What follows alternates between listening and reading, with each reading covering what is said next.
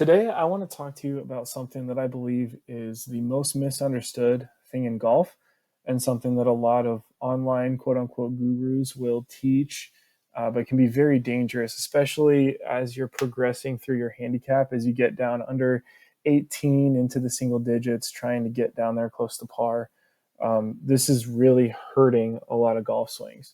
So, that is going to be the lateral movement in a golf swing. So there's a lot of people out there preaching stack and tilt, and this is going to be kind of my argument against it and why my swing philosophy is against stack and tilt, and I don't like it because I think it takes a lot of athleticism out of the swing, and I also think that it reduces your margin for error on the hit. You're going to strike down on it more, but it's also going to take your fat shots and make them not go as far. Take your thin shots and be worse. So what I'm about to show you here is going to alleviate that and help your margin for error. So if you hit one a little bit fat or a little bit thin, you're going to be able to get away with it. So what I've drawn here is my hip lines in the start of my swing. So in the stack and tilt, or a lot of times people will say, okay, swing in a box, right? But that will actually generate an over the top move if my hips are kind of staying inside of this box and spinning. I call it spinning out. So if you watch as I move through my swing here, okay, you can see I've loaded back onto my right side. So I've rotated back. My right hip has moved a little bit, but not much. I don't want to see a lot of rotation in that, a lot of movement in that backswing. Now, as I start my downswing, you can see my left hip is now far beyond where it started, and my right hip has created some space from where it started. As I come to my finish, okay, I have now moved significantly off from where that started. Okay, so it started here. Look how much farther that's moved. Okay, now I want to go over here and show you an example of Tiger, arguably during the best stretch of golf that's ever been played. So this is 2001 Tiger Woods swing. He was working with Butch Harmon, and Butch Harmon is a big believer in weight transfer as well, because Butch believes that your right hand and your right side need to control the swing because it's your coordinated side. And I say this all the time, but I completely agree with that, because in what other sport would you want your weak or non-dominant hand to control the action that's going on? So to do that, we have to get our right hand into a position and our right side into a position where it can attack the ball and actually move forward. So if we watch Tiger here, this is going to be a little start and stop. So let me redraw these lines here. Okay, so as he comes down, you're going to see the same type of move that you saw in my swing. Okay, see how he is far, and he's way more flexible than me. But he is far past that line. And he has created, I'm going to redraw these here again, so they last a little bit longer on here. But he has created, oh, look at that. Look at how far his hips have moved towards the target. Okay, a lot of people would call this lateral movement. Now, let me go back to mine. So the reason that my hips can move forward is because my upper body is not moving with it. So if you see here at impact, so I have a pretty good spine tilt here. At impact, I have created this spine tilt that is greater than what it was at address. So my hips have fired down the line, but my shoulders have actually stayed back. And that creates this spine tilt. So the reason that people say don't sway or don't have any lateral movement is because that a lot of times the hips and the shoulders will all go together. And so if my shoulders and my hips start moving down the line, now I've created a really bad situation.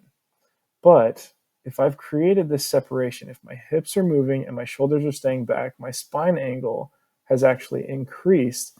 What that has done is it allows the club to travel more along the ground for longer, right? This lateral movement means that the club is not going to come down and come back up. So if I were to swing in this little box, I've created this V here. And you can see this margin for error is very small.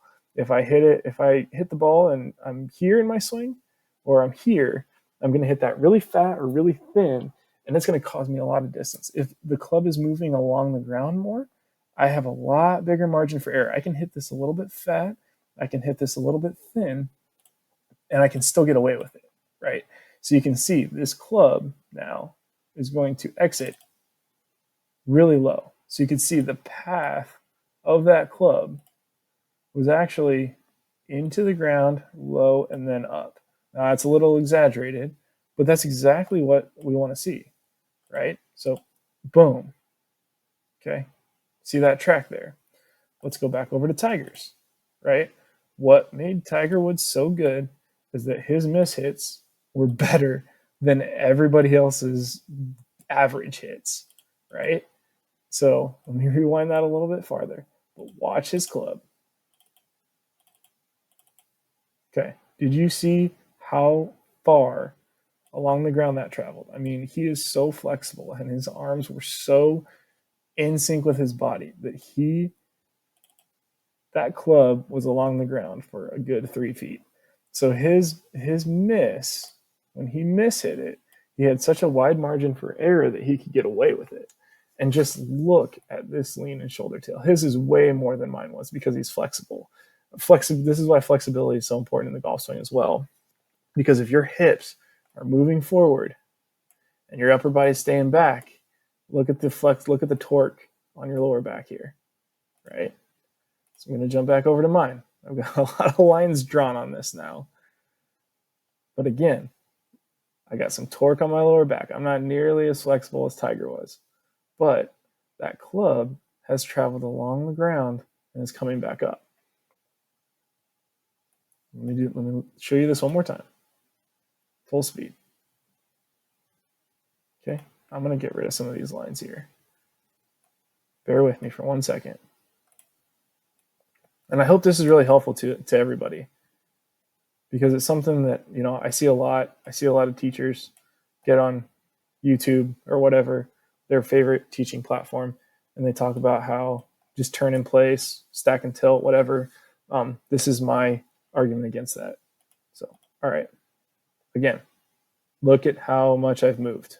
All right. I just want to watch this full speed.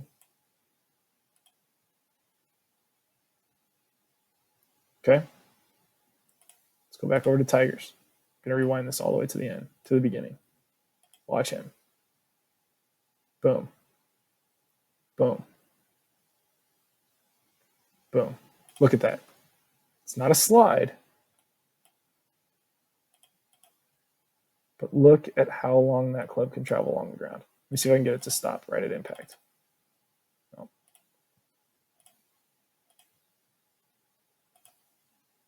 Okay, did you see that? See how that club, I mean, it's just beautiful, right? It's got so much margin for error.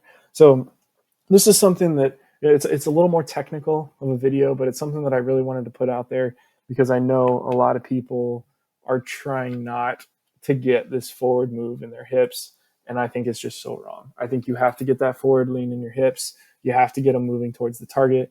Your upper body has to stay back a little bit, and it's going to improve your consistency. It's going to improve your power because now your right side is controlling your swing. It's going to be good for your swing all the way around. So I'm just going to watch it one more time. These lines are going to pop up, but yeah, that's what we want to see. And good high finish. I mean, if you were to keep your hips back here, your finish would be really low and around you, and your path would be going to the inside. And again, you'd be creating this V here. So keep that in mind as you're going. Like and subscribe to the channel. I'm going to keep doing analysis like this. I love to post little quick tips. So comment on this. Let us know what quick tips you'd like to see. If you want me to do a video analysis of your swing, I'd be happy to do that. Send me a video of your swing.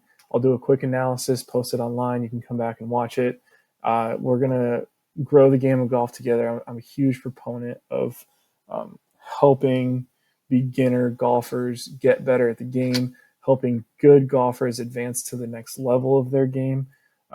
and I'm doing this because I love the game of golf and I want everybody to enjoy it as much as I do. So again, like, subscribe to the channel, comment on it, give us your feedback, and go out there and enjoy the game of golf as much as we do.